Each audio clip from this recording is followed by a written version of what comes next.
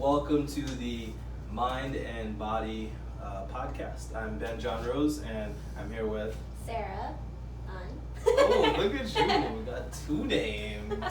So this is a continuation of a discussion that we've been having about an article that I wrote a few months back in regards to mindfulness and what that is. And I really wanted to educate my clients because I am a consultant. I do sports psychology consulting, strength coaching, and health coaching. And you can find me at John-Rose Mind and Body Consulting. So that's johnrosembc.com or fitnessbythem.com. And Sarah is here to continue that discussion with us. So Sarah, you have a background in nutrition. Yes. Yep. And you got your bachelor's from Reno. Yes. When? That was back in 2016. Got my bachelor's in nutritional science. And yeah. Oh, look at you. So you got your bachelor's in nutritional science, and then started working at the gym, right? That's where we Correct. met. Yes. And then you took your liking to bodybuilding for a bit. Yes. I liked the aspect of competing, but that kind of deteriorated after I kind of got out of it a little bit.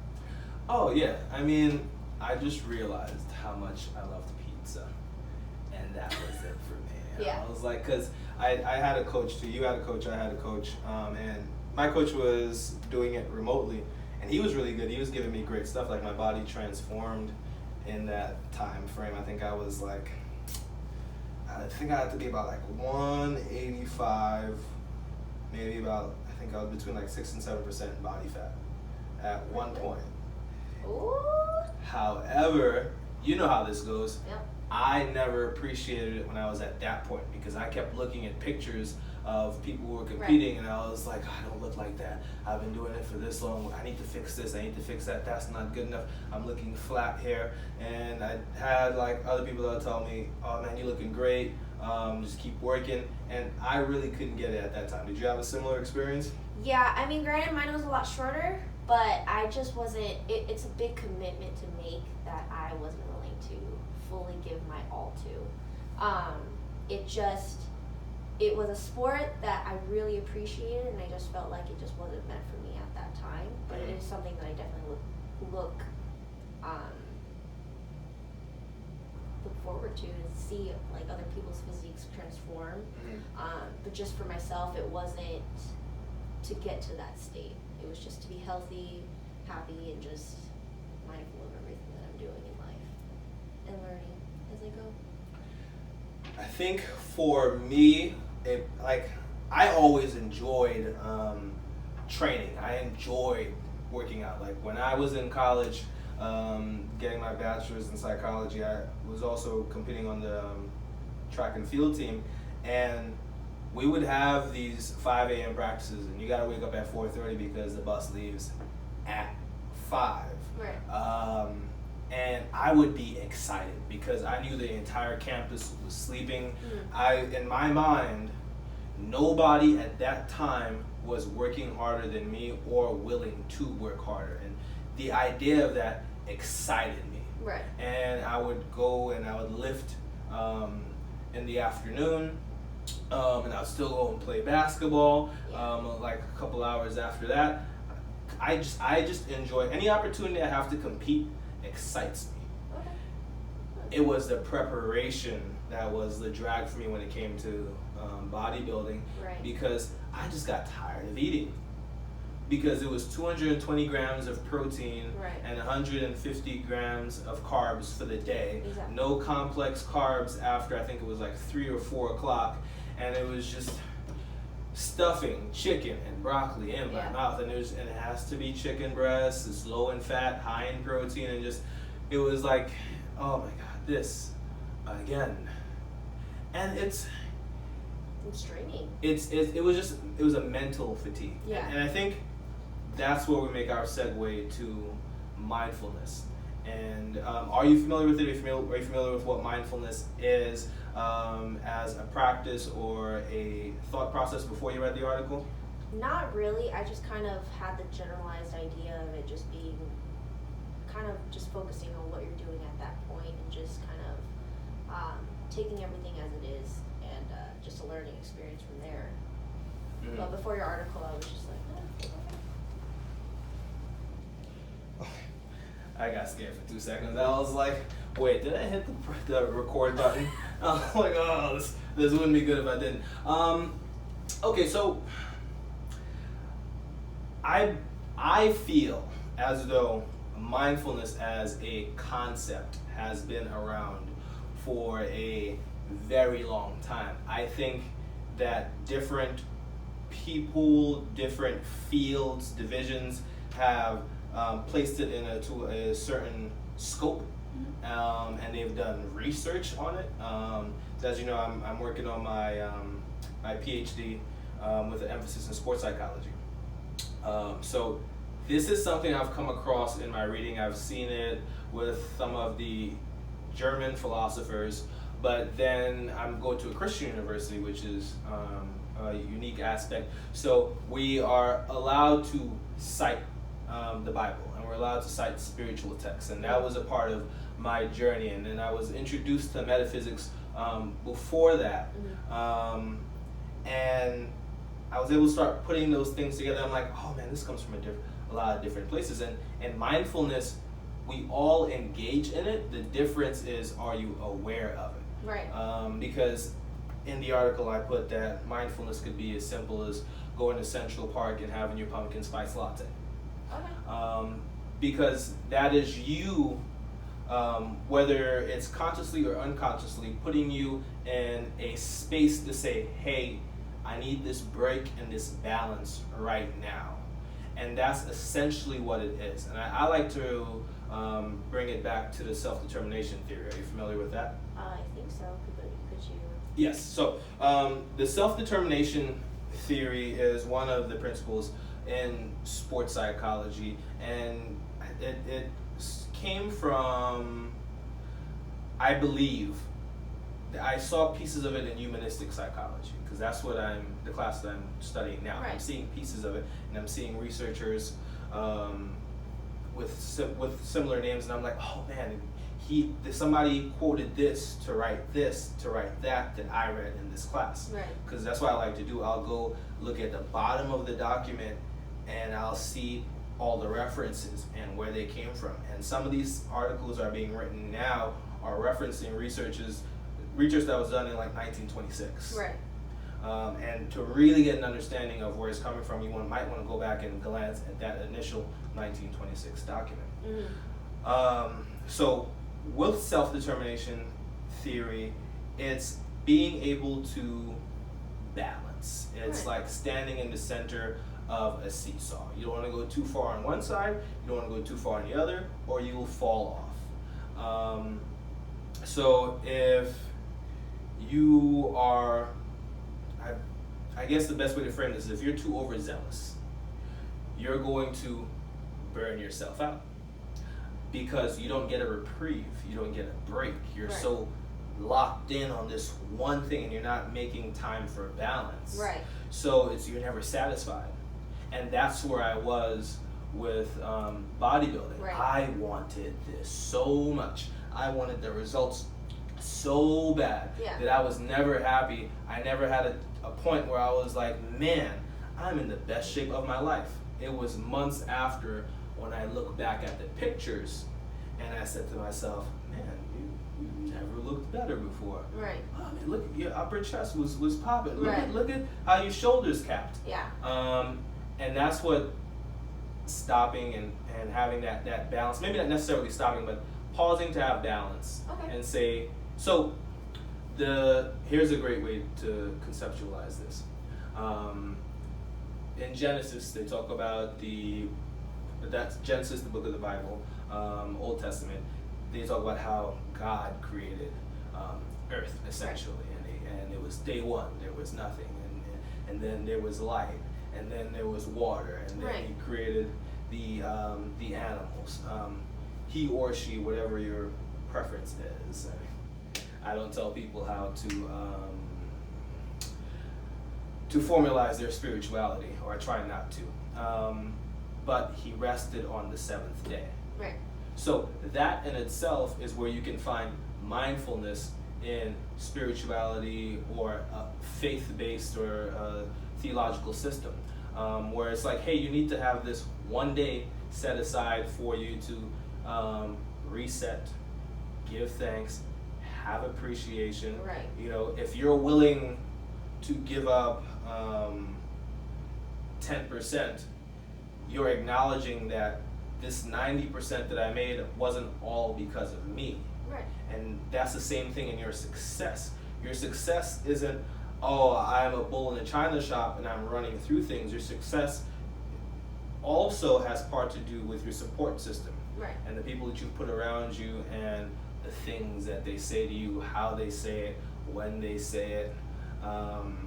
And we worked in the gym together. And when you're a trainer, people get comfortable with you. Right. And they're willing to say things to you that you wouldn't really tell somebody that you have a passing relationship with. So I'll get, on one day, I will get, or I used to get, oh man, you looking big, you looking good. Yeah. And in that same day, you'll get somebody else, man, what happened to you? You're putting on a gut there. Because everyone's perspective is different. Right. And that's when I started learning, okay, when I'm talking to people, I need to watch how I frame it too. I have to be mindful of that. So that's why I try not to tell people that they were looking thin, or if I catch myself saying they look thin, I reframe it and I say, oh, you look lean. Okay. Because that may be the catalyst to starting an eating disorder. Okay. That's very fair. And you're not even aware of that. Right. Yeah, but you don't know where that person is in their walk or the space of thought that they're in at that current time. Right. So you might have somebody who just wants to be lean. You may have somebody who doesn't want to be lean. Mm-hmm. But lean is kind of like a non-binary term where a man could be lean, a woman can be lean, anyone in between, whatever you identify as, Right. can be lean, without it being kind of like a judgment thing. It's just, Right. it's like, oh, the sky is blue today. You're making an inference rather than, don't you hate when the sky is blue? Like, that's what I feel Okay. like that's what it comes off as when you say, man, Almost you like an looking attack. thin. Yeah. Almost like an attack. So, did you have any of those experiences? I've always been a little bit thicker. So in the Asian culture, like usually Asian women are usually really petite, and I was never built that way, nor did I ever eat that way either. So in order for me, like growing up, like I remember my parents just being like, oh, like, you know, your legs are bigger, you know, you maybe need to start losing weight. But at the end of it all, even though I was criticized for it and everything, I just wanted to see what my comfort zone was at the end of the day. And so I kind of figured that out through life, and I tried. And granted, it still hurts when people would say like, oh, you're so much bigger as an Asian than, you know, and all that kind of like snarky little comments. But at the same time, I just knew myself in a way that I knew I was comfortable. I was still being really physically fit while also balancing food and family and life. And that was my main thing that I wanted to focus on, and to not put so much light onto the fact that, oh, she's bigger as an Asian than these other smaller petite girls. Because I was never going to be like that. Yeah. So, I mean, it's different, but yeah, just trying to be mindful of where I'm at, and you know, if I see other people that are either, you know, trying to be at the gym and they're just trying to lose weight, or if they're trying to gain size, like I'm always there to support someone, and I'm not trying to tear anyone down. Granted, could there be great criticism? Sure, but there's also a right and a wrong way to do it too. Mm-hmm. So, yeah. See, you just brought up a couple of memories, and I want to touch on them. It's about 3 of them. I want to make sure I get to all 3. So I'm just laying it out so I remember. You're good. So I have a friend. He is tremendous. One of the most amazing individuals I've ever met, and I, for a brief time, was his trainer. He's an opera singer. He is also a Zumba instructor. He is, he also does performances. Mm-hmm. He is also a full-time social worker working on his doctorate's degree. And he has some health issues that I had to work around. Like, he is part of the reason that I got into health coaching and meal planning, because I had to figure out how to best help him. Right. And he would be very, very, very hard on himself. And I would try to frame things for him, because here's how I explain to my clients. There's 5 components to fitness. Okay. And you have to try and control all 5 as best as you can, and you will get your optimal results. That at bare minimum, you need to control 3. Okay. So, first one, can't do nothing about this, is genetics. Some people are just going to put on muscle faster than others. Some people naturally have higher levels of testosterone. Some people have a faster metabolism. Some people are just naturally lean. Right. You know, so it's taking that into consideration, because I'll have people who used to come to me and they would say, "Oh, yeah, I want to look like this," and I would tell them, "Well, this person is 5'9" and you're 5'2". Right. And your coach, who I actually ended up getting a really great relationship with, I spoke to him about that, and he framed it for me. Okay. Because I would tell people, listen, let's get down to earth. You don't look like that person, so you can't be that person. Right. I get you to be the best version of you. And he said to me, it's not that they necessarily want to be that person or look like them, but they still need something to look forward to. And you have to frame it for them along the way. So you don't tell them this person is 5'9" and you're 5'2". So I told your coach, I want to look like Reggie Bush. All right. And then he told me, hey, that's possible. You have the frame. I see it in you. Start with this, this, and this. Okay. Because I was supposed to work with him next. Our schedules didn't mesh. So there's that. So you gotta have. It comes down to genetics, right? Then it is going to be sleep. Because when you sleep, you go through that REM cycle, and that's how your body recovers and repairs, and that's when your body releases your growth hormones. So if you're not sleeping, that doesn't happen. You can't reach your full potential. Right. Then it is nutrition, and nutrition isn't just what you're eating; it's when you're eating it, how much of it you're having. Right. And it has to come back to your goal. So if I want to be a distance runner, if I plan on running a marathon or a 5K, I have to up my carbs, because I'm going to be burning more carbs. Right. Because you know this, if you're not eating enough, your body has to burn your muscles to get those calories, because you're at a deficit. Right. So then we have genetics, we have sleep, we have nutrition, which also includes water. And then it comes your exercise routine. You gotta have a great program, or your program has to adhere to what your goals are. You know, if I'm trying to be a bodybuilder, it may be better for me to do one muscle group at a time, because there's a very specific look that I'm going for. Versus if I want to be an athlete, it's more of a push, pull, working through phases, my power, strength, endurance, and then balancing myself and trying to keep that same level of some level of flexibility and endurance going. Right. So I would just end up eating maybe a little bit more in some areas, and I'm gonna keep a certain amount of fat on me. Right. Because it's not for the look. So I don't have to say, oh man, after 4 o'clock, only chicken breast and broccoli. Yeah. And then stress. And because when you're stressed, your body produces cortisol, and that is conducive to retaining fat. Right. So before we can even think about where we want to be or why we're not there, we have to ask ourselves, what is it that we're willing to do, and what is it that we can do? Right.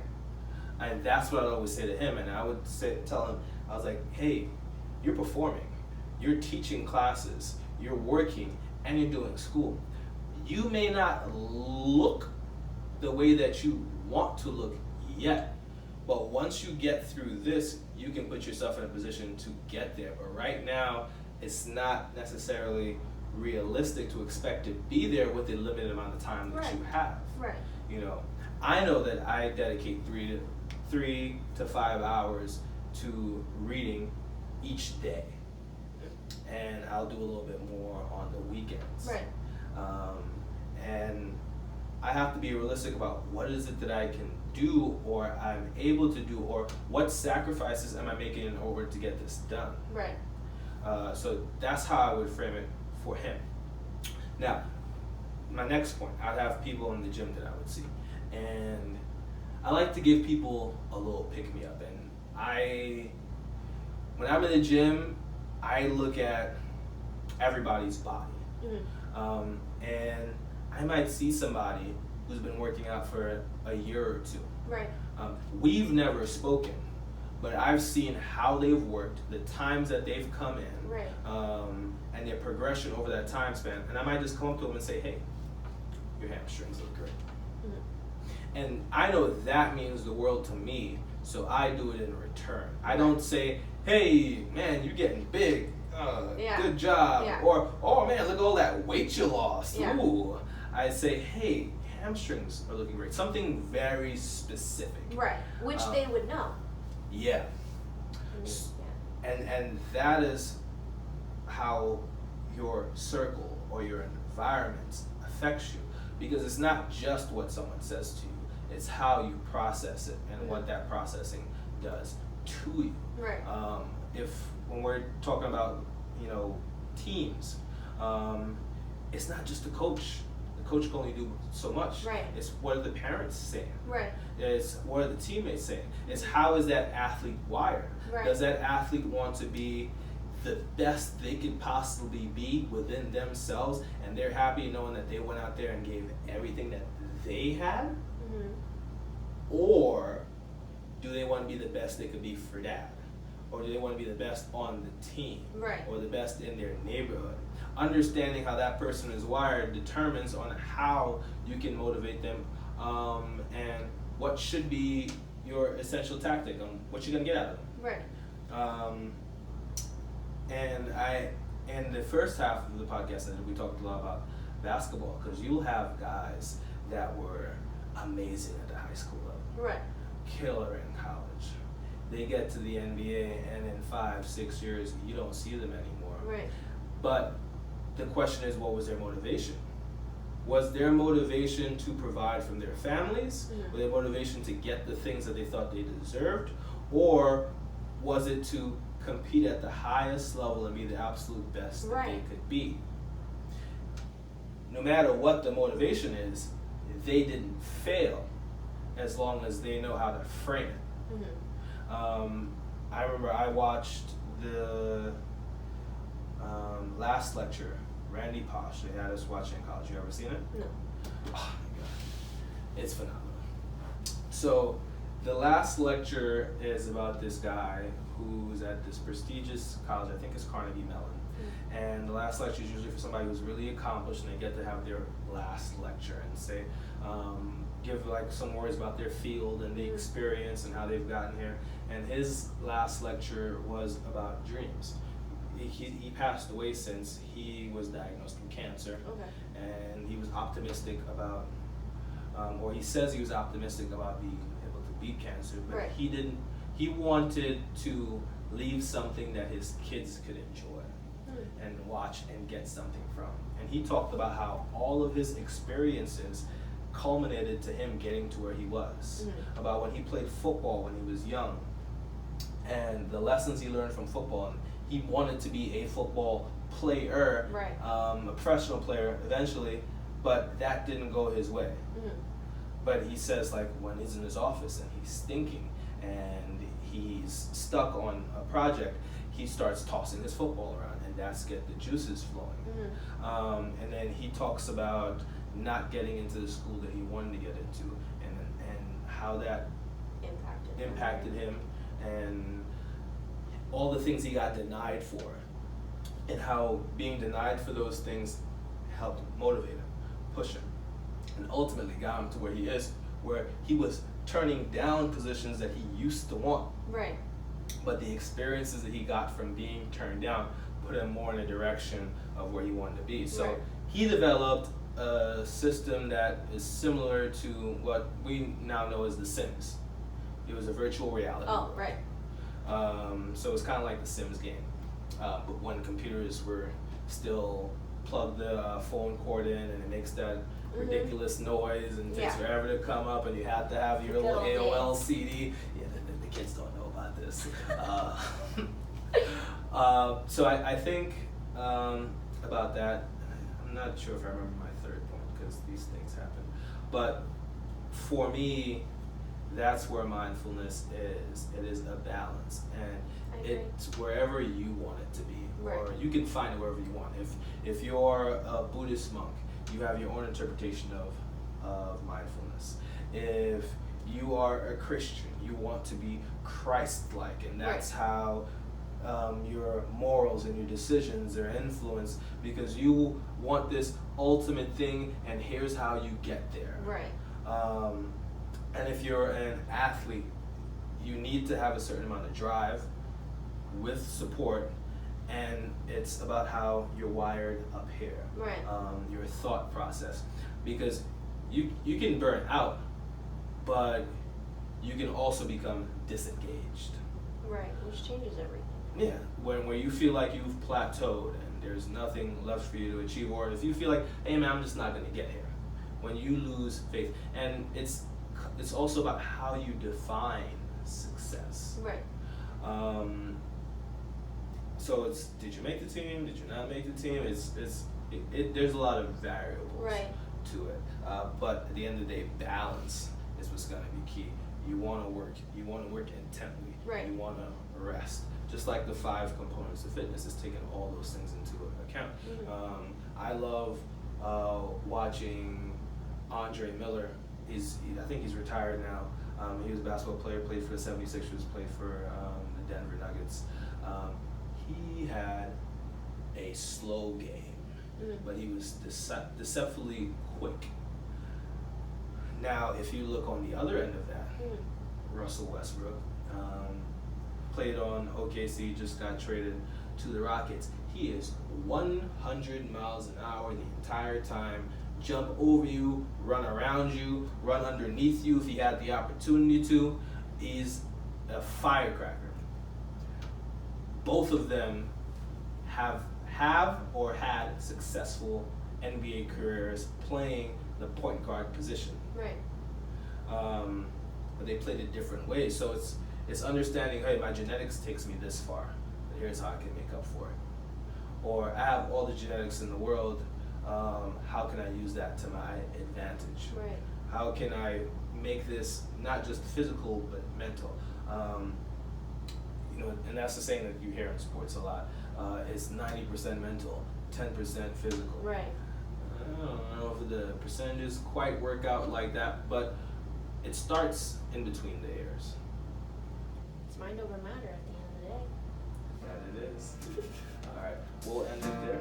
Thank you.